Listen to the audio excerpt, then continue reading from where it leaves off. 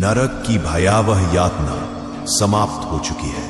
हर एक चीख, हर दर्द और हर पश्चाताप अब आत्मा के मन में एक गहरे छाले की तरह दर्ज हो चुका है। अब आत्मा उस स्थिति में पहुंच चुकी है जहां उसे दो मार्गों में से एक चुनना है, पुनः जन्म या मोक्ष। गरुड़ पुराण में कहा गया है कि यह वह समय है जब आत्मा का संपूर्ण लेखा जोखा, हर कर्म, हर भावना और हर पश्चाताप सभी को तौलने की आवश्यकता होती है।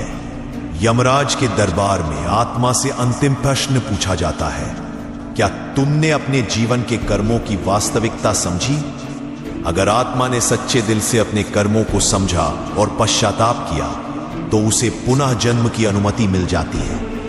लेकिन यदि अभिमान, मोह और क्रोध का अवशेष अभी भी आत्मा में मौजूद हो तो उसे और भी कठिन परिस्थितियों में पुनर्जन्म देना होता है। गरुड़ पुराण में एक वाक्य है, मनुष्य अपने कर्मों से ही जन्मता है और वही कर्म उसे सुख या दुख प्रदान करते हैं। यह इस बात का संकेत है कि जीवन के प्रत्येक कर्म का हमारे जीवन पर गहरा प्रभाव होता है। पुनः जन्म का रहस्य जो आत्माएं आत्मज्ञान प्राप्त कर चुकी होती हैं, उन्हें पुनः जन्म मिलता है, लेकिन हर नया जीवन पुराने कर्मों के अनुसार तय होता है। जिनका जीवन दया और सेवा से भरा होता है उन्हें सुखमय जीवन मिलता है। जिन्होंने जीवन में छल और धोखा किया उन्हें कठिन जीवन मिल सकता है। जो लोग सत्य और ज्ञान की खोज में रहते हैं उन्हें उच्च परिवारों में जन्म मिलता है ताकि वे अपने ज्ञान का विस्तार कर सकें। और फिर मोक्ष का मार्ग। मोक्ष वह स्थिति है जहां आत्मा संसार के बंधनों से पूरी तरह मुक्त हो जाती है।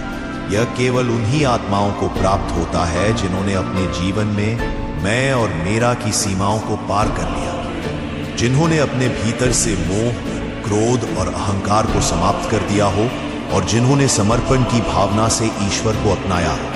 गरुड़ पुराण में कहा गया है, ज्ञान के बिना मोक्ष संभव नहीं और शांति के बिना ज्ञान प्राप्त करना असंभव है।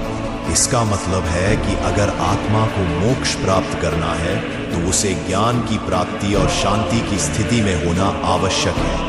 मोक्ष का अर्थ है संसार के जन्म मृत्यु के चक्र से मुक्ति, अनंत शांति और आनंद, आत्मा का भगवान में विलय और संपूर्ण बंधनों से छुटकारा।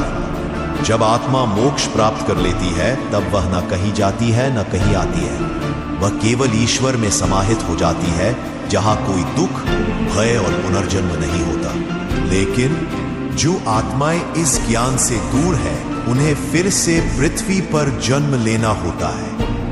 ये जन्म किसी भी रूप में हो सकता है, इंसान के रूप में या पशु पक्षी के रूप में, जब तक कि वह सच्चे ज्ञान को प्राप्त न कर ले।